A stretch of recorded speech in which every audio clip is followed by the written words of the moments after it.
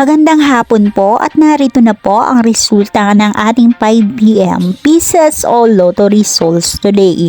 At para po sa draw natin ngayon ay ang 3D Lotto at ang 2D Lotto.